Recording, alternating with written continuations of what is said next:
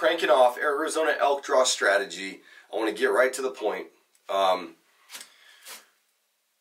There are a couple tiers to try to target in the elk unit draw world. So I kind of have it in my head.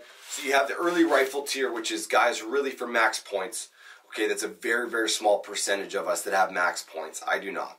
Okay, so you kind of put those aside, and then besides the max point guys that have 20, 25 points, early rifle tags are really, really hard to get without max points or without a ton of points. You have to get really, really lucky.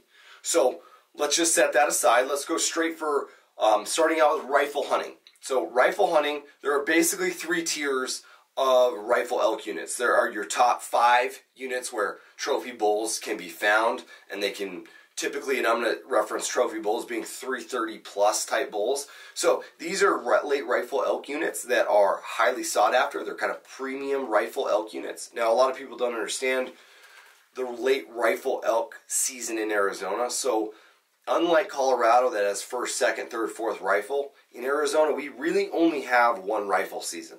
Now there are a few handful of units like I referenced that have an early rifle season, but those are only, I don't know, let me look right now. Those are only about 10 total units in Arizona have an early rifle tag. And within those, it's only about 25, 10 to 40 tags. So usually it's like 25 tags. So what people don't understand is our late rifle elk hunt is really the rifle elk hunt. These elk are not hunted 3 or 4 seasons with a rifle. It's not over-the-counter hunts. These are not general tags. These elk are not very migratory like they are in Colorado, where later season hunts tend to be better to bring the elk down. These elk are hunted for 2 weeks. The standard kind of schedule is 2 weeks with a bow, couple days early rifle, kind of it during the rut, and then a handful of units also participate in a late archery season, which is 2 weeks, which is, again, most of them have very minimal tags.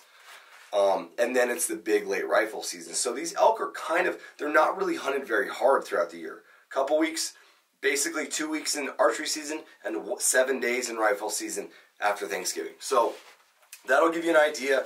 I don't like when people kind of reference, I don't want to burn my points on a late rifle elk tag.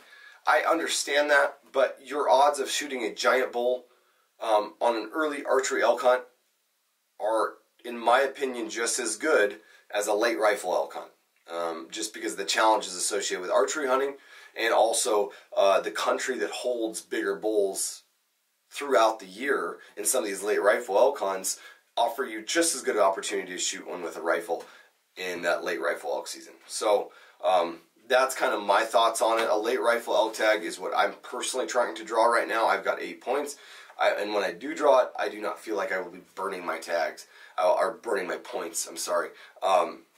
It's something where I know there's going to be big bulls, and that's my goal, is 330 type plus bull. So within that, so the tiers are late rifle season, and then you have, within the late rifle season, you have high populations and also high tag allotments, and then you have lower populations with lower tag allotments. And so with the premium late rifle elk tags, you probably need as a resident somewhere in that 5 to 10 points to draw a tag. In the moderate, the high population, high tag allotment, not typically the trophy elk areas, which is basically from in that 3 to 7 points range for a resident. Those are units that you can draw. Maybe you're not looking to shoot a giant bull. Maybe that's your first bull tag. Maybe you're a resident, you just want to get in the game. Those are a really great place to start. You can draw them every so often. If you put some different family members in every year, somebody typically will draw a tag.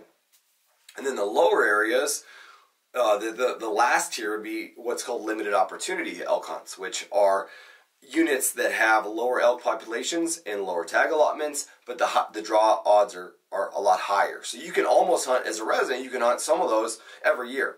Whereas in the middle phase, you would hunt probably every 2 to 4 years. And then the top end late rifle elk hunts, you probably hunt every 5 to 10 years, just depending on your draw odds and your luck and the popularity of that hunt that you're trying to draw for specifically. So if you're rifle hunting and you're a resident, the that's the best way to go about it, is start with your goals as a hunter.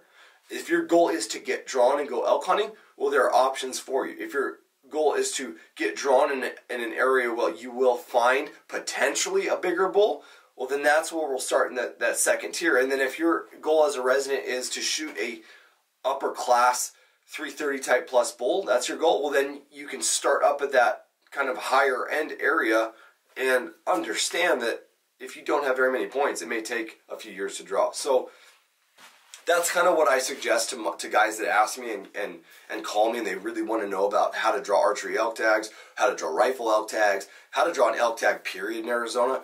I kind of go, we always have to start with our goals, and from there we can kind of make an adjustment, and draw odds vary from year to year. You know, we use Go Hunt as a reference point for sure. Hunting Fool, Go Hunt, some of those publications and services that help guys draw tags, they have pretty good information. We never know, we can't tell the future about what tag is going to be popular from year to year, or maybe there's a hunt where they decrease the number of tags compared to last year, so the draw odds will definitely be affected by that. In Arizona, residents get 90% of the tags, so cutting tags doesn't matter quite as much for overall success. They were going to cut unit 10 tags almost altogether. That would have affected it, but for the most part, you know, late rifle elk tags are somewhere in that 200 to 400 range of tag allotment, and so that's kind of how it works.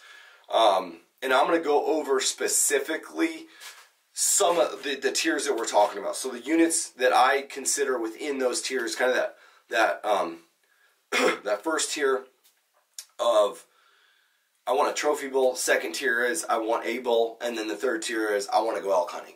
So I'm going to kind of go over those in the next coming videos and really talk and dive in deep of the units and the unit breakdown, the terrain that you can encounter, and also what to expect as far as hunting pressure, as far as trophy quality, and as far as draw odds. So tune in, guys. If you want to hear more, you know, hit that subscribe button.